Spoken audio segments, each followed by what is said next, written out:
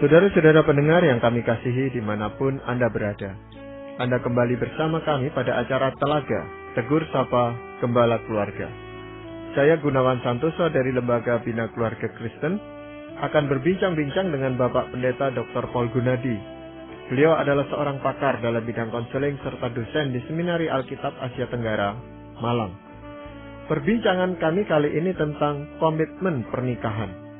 Kami percaya acara ini pasti bermanfaat bagi kita sekalian, dan dari studio kami mengucapkan selamat mengikuti. Pak Paul, yang Pak Paul maksudkan dengan komitmen pernikahan itu apa sebenarnya, Pak? Sebuah janji kesetiaan, Pak Gunawan. Jadi kalau kita mau terjemahkan dengan lebih awam ya, komitmen adalah sebuah janji kesetiaan. Bahwa kita ini nih ada di sini dan akan terus berada di sini. Kita bukannya hanya berada di sini untuk sementara, tapi selama-lamanya.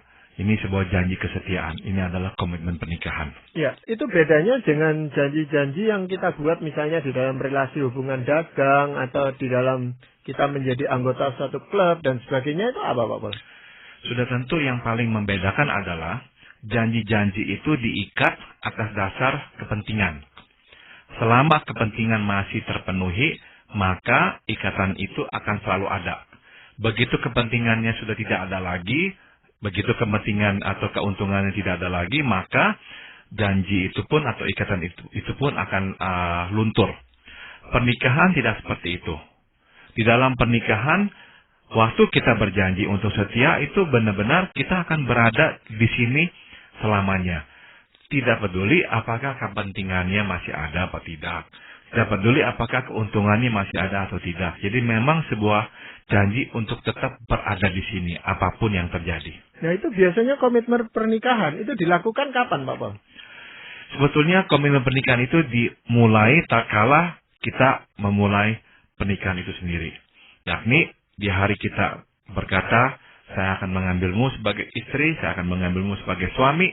Di titik itulah kita mulai menjalani komitmen atau janji nikah untuk selalu setia itu. Ya, itu secara resmi memang dilakukan pada saat itu, Pak Paul. Tetapi sebenarnya sebelum itu pun sudah dilakukan penjajakan kemungkinannya bahwa komitmen itu akan diambil seperti itu, gitu, Pak Paul. Tepat sekali. Jadi sebelum ya kita mengucapkan janji atau ikrar untuk bersama-sama ya membina pernikahan ini, di dalam masa berpacaran, sedikit demi sedikit kita sudah mulai meningkatkan ya atau memperdalam janji setia itu, bahwa kita akan selalu bersamamu.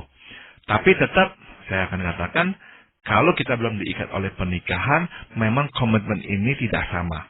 Pada akhirnya kalau kita menemukan ketidakcocokan sebelum kita menikah, kita masih memiliki kebebasan untuk berkata kita bukanlah pasangan yang cocok. Tapi setelah kita menikah, tidak lagi kita berpikir seperti itu.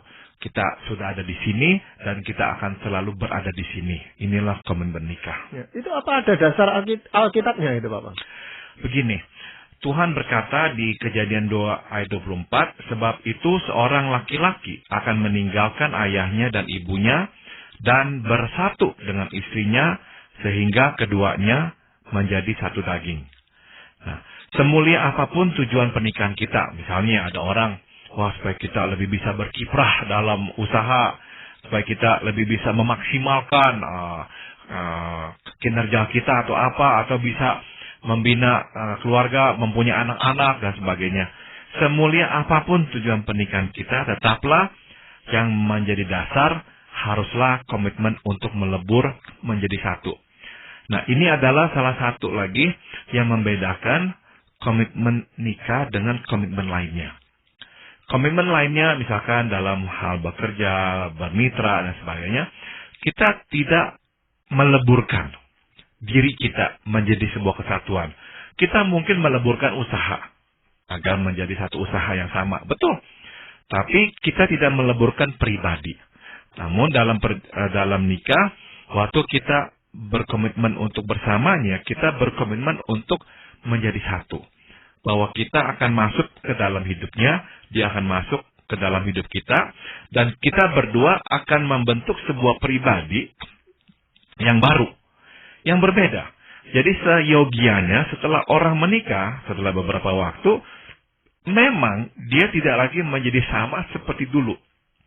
Seharusnya tidak.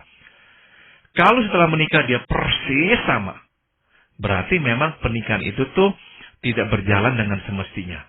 Karena seyogianya pernikahan melebur dua pribadi menjadi satu, sehingga dua-duanya menjadi pribadi yang berbeda. Pribadi yang memang pas untuk keduanya. Nah, sekali lagi saya ulang, kalau kita tetap masih memakai baju yang sama, diri yang sama, setelah bertahun-tahun menikah, ya yang bisa kita simpulkan adalah pernikahan itu tidak membentuk kita menjadi sebuah pribadi yang baru.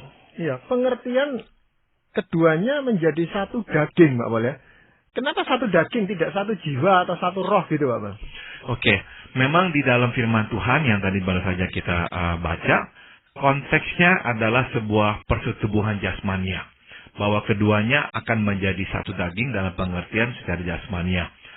Namun sudah tentu, waktu dikatakan di sini, keduanya menjadi satu daging, dalam pengertian itu pula kita bisa memaknai, ini merupakan sebuah penyatuan dua manusia. Bukan saja secara jasmania, tapi yang terjadi secara jasmania melambangkan apa yang terjadi secara rohania. Bahwa dua pribadi itu sungguh-sungguh menjadi satu. Dilambangkannya dalam bentuk nyatanya dengan sebuah persetubuhan.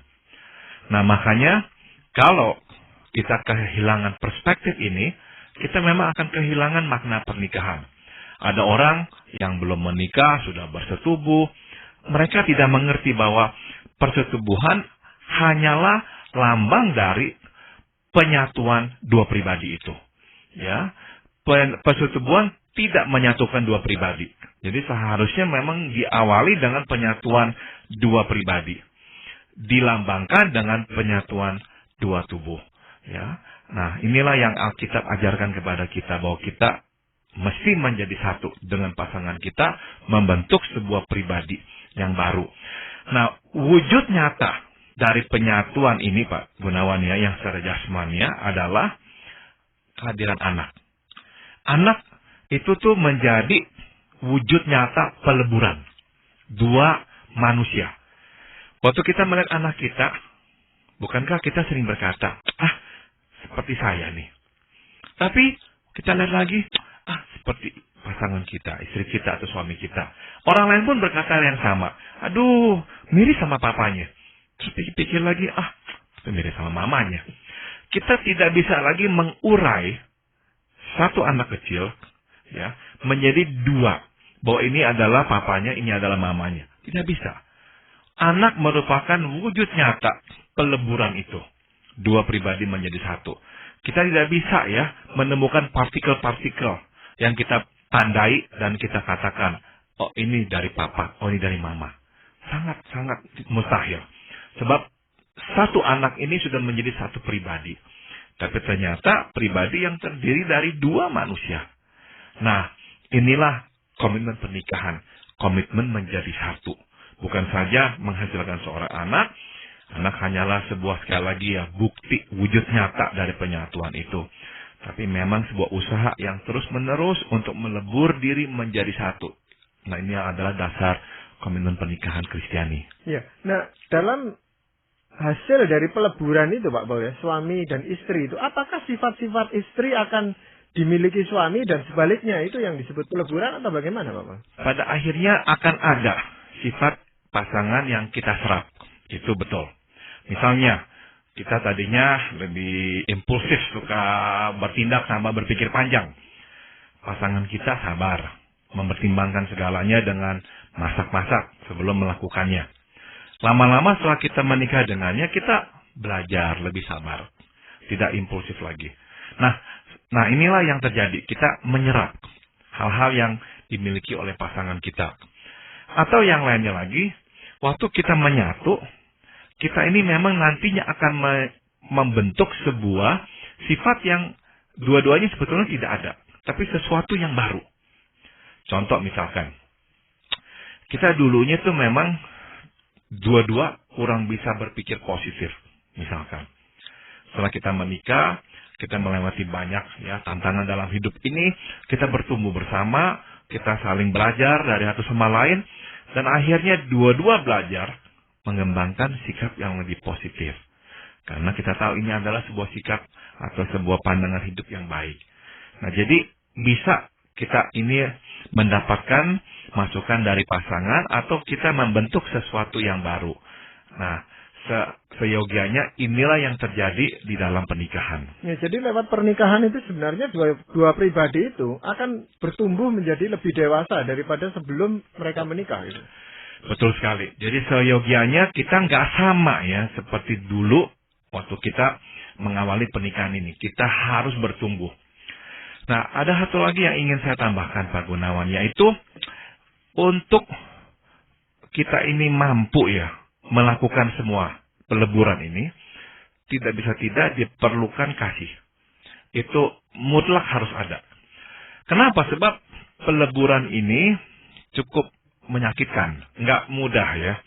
Kita tidak begitu mudah melepaskan sesuatu yang telah menjadi ciri khas kita, menjadi bagian diri kita. Kita juga nggak begitu mudah menerima sesuatu yang bukan diri kita, yaitu dari pasangan misalkan. Jadi proses peleburan ini memang ya kadang menyakitkan. Itu sebabnya diperlukan cinta kasih yang kuat antara dua individu ini. Cinta kasih itu benar-benar menjadi pelumas ya, sehingga proses peleburan ini bisa terjalin. Cinta kasih juga menjadi motivator ya, pendorong bahwa kita harus kok melebur diri supaya pernikahan kita ini makin hari makin baik. Nah, indahnya adalah tatkala peleburan terjadi, peleburan itu pun membuahkan kasih.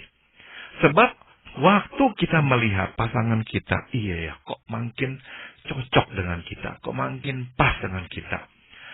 Tidak bisa tidak, perasaan yang muncul adalah sebagai reaksinya ya, perasaan sayang, senang, menikmati, enak. Iya ya, kok dia begini ya sama saya, kok dia mengerti saya ya, kok dia baik kepada saya ya, kok kita kok kalau ngomong kok pas ya, enggak lagi tuh muter-muter nanti akhirnya nabrak sini nabrak sana, enggak lagi kok enak sekali pas. Reaksi yang muncul biasanya adalah cinta kasih. Jadi kasih itu tuh pendorong kita melebur, pelumas dalam peleburan, sekaligus buah dari peleburan itu sendiri.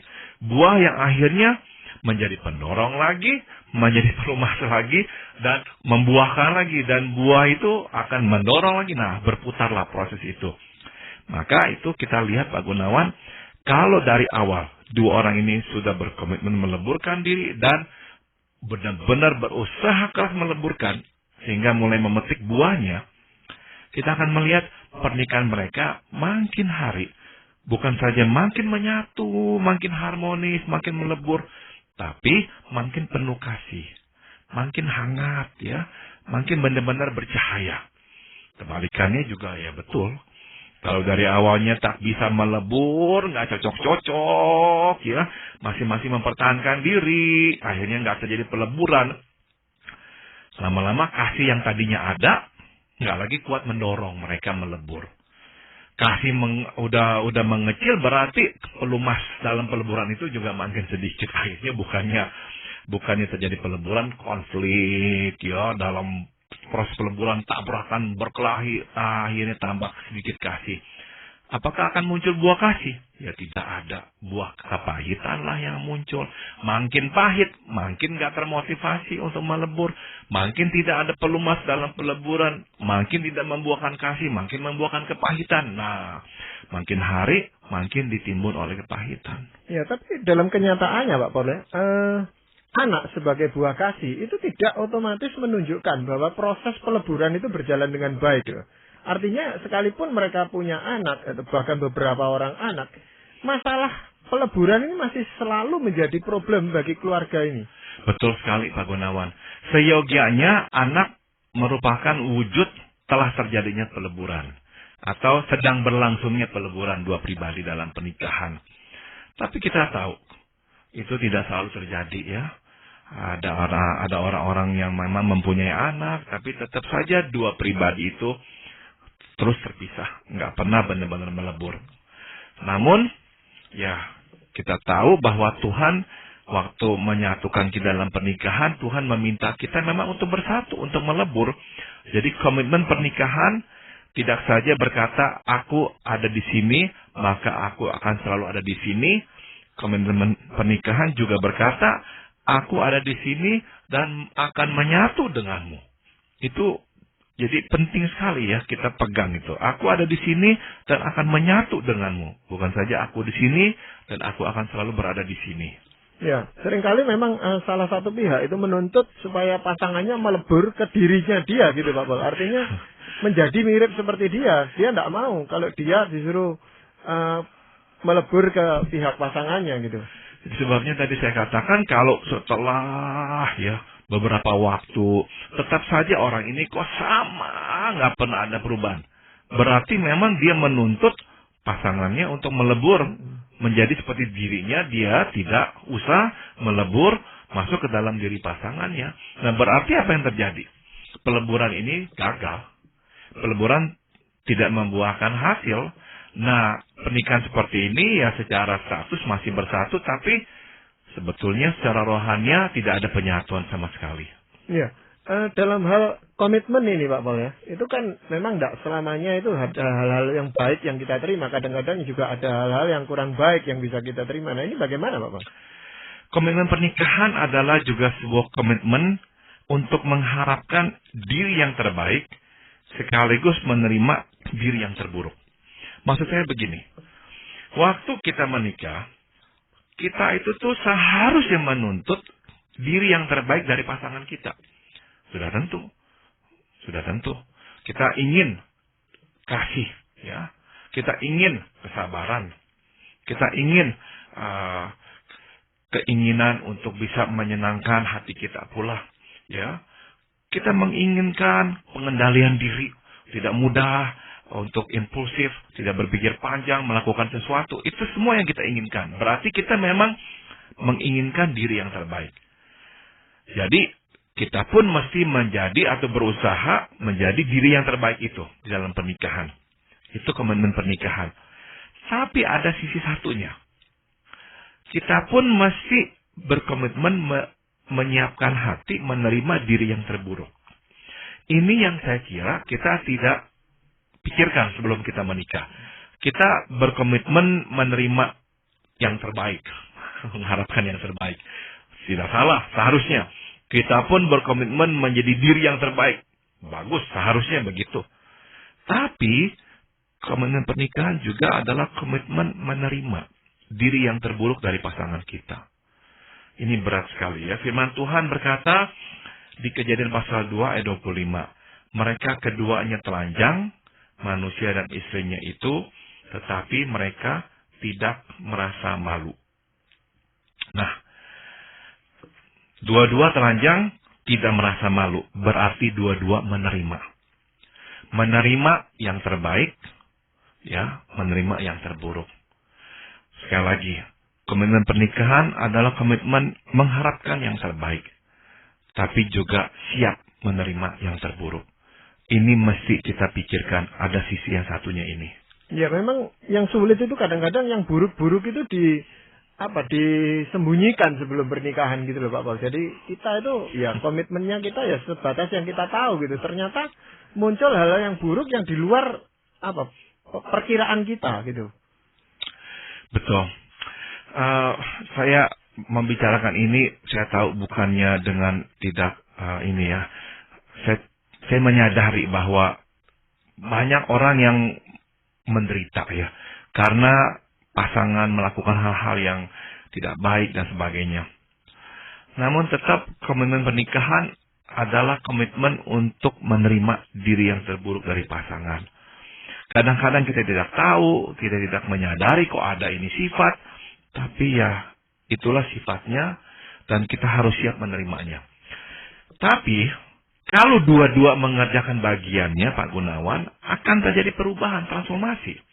Apalagi dua-duanya di dalam Kristus kita mendapatkan kekuatan dari Tuhan untuk berubah. Karena yang satunya juga harus memiliki komitmen menjadi diri yang terbaik. Dia tidak boleh berkata, kamu harus terima diri terburuk saya. Ini kan komitmen pernikahan, terima diri terburuk saya. Ya, kita harus berusaha menjadi diri yang lebih baik pula. Jadi kalau saya boleh sekali lagi terjemahkan di dalam bahasa yang lebih awam, komitmen pernikahan adalah aku di sini dan aku akan menjadi yang terbaik. Sekaligus aku di sini dan aku akan menerimamu apapun ya kondisimu. Jadi itulah komitmen pernikahan. Apa yang terbaik kita harapkan. Apa yang terburuk kita harus terima. Ya memang ada seorang istri itu yang mau berkomitmen di dalam pernikahannya. Walaupun tahu suaminya itu seorang pemarah gitu Pak Paul ya. Tetapi dia baru tahu setelah pernikahan itu bahwa suaminya bukan cuma pemarah gitu. Tapi juga pemabuk, juga suka mukul dengan tangan, menganiaya. Dan ini Pak Paul yang menjadi masalah. Apakah saya mesti berkomitmen terus di dalam pernikahan ini kalau kenyataannya seperti itu? Nah, komitmen pernikahan bukanlah komitmen satu orang. Komitmen pernikahan, komitmen dua orang. Sebab pernikahan itu tuh bukannya solo.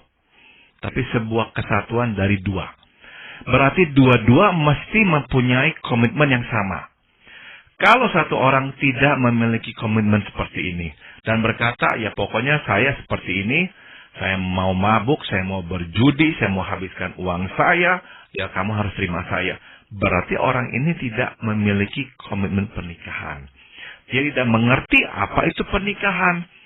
Nah, dalam kasus seperti itu memang akan sangat sukar bagi yang satunya yang siap untuk berkomitmen untuk hidup bersama orang yang seperti itu. Maka akhirnya di dalam kasus-kasus seperti ini kalau yang satu tidak bisa lagi menahan, apalagi sudah dalam ancaman-ancaman, adanya pemukulan, adanya misalkan juga kerugian-kerugian yang sangat besar seperti itu, saya kira memang masuk akal kenapa orang itu tidak tahan dan meninggalkannya. Dan kita tidak bisa memaksa dia untuk tetap berada di sana.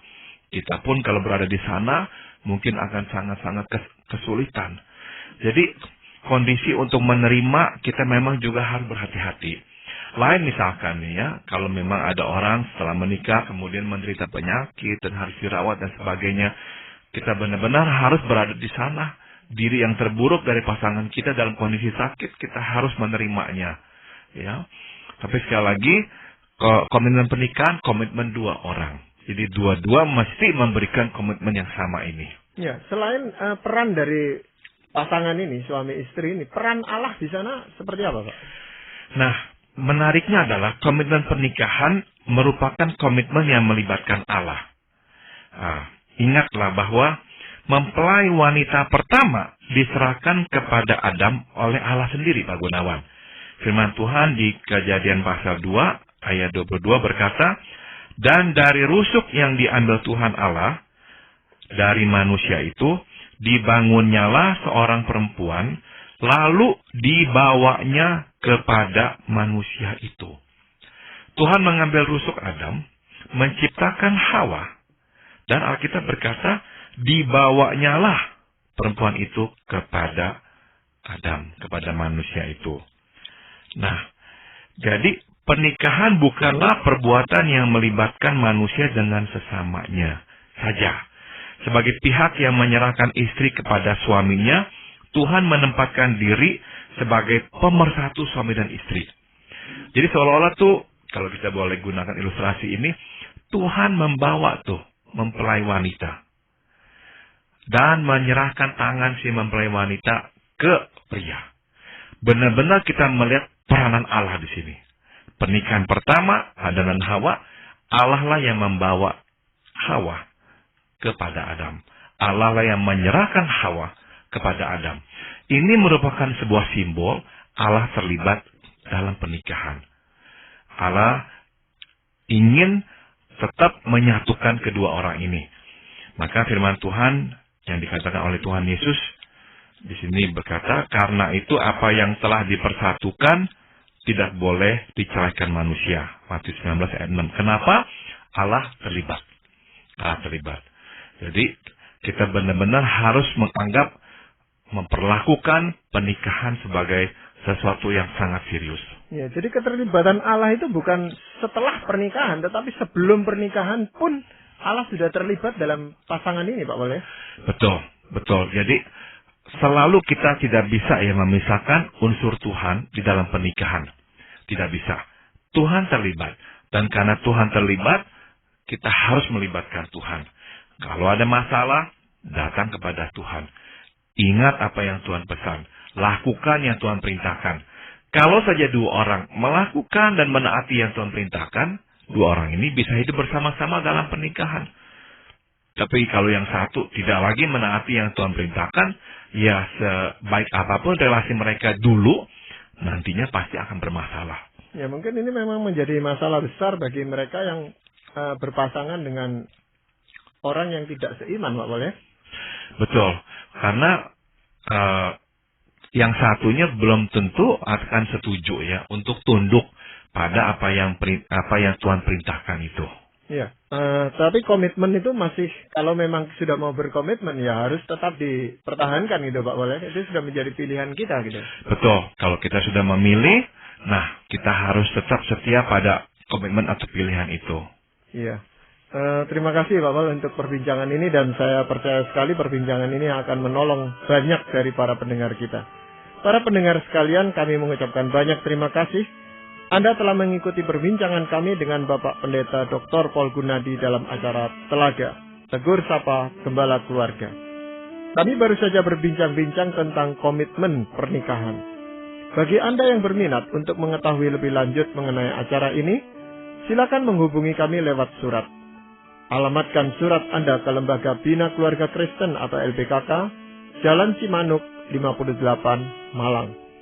Anda juga dapat menggunakan email dengan alamat telaga@indo.net.id. Kami juga mengundang Anda mengunjungi situs kami di www.telaga.org. Saran-saran, pertanyaan, serta tanggapan Anda sangat kami nantikan. Akhirnya dari studio kami mengucapkan terima kasih atas perhatian Anda dan sampai jumpa pada acara Telaga yang akan datang.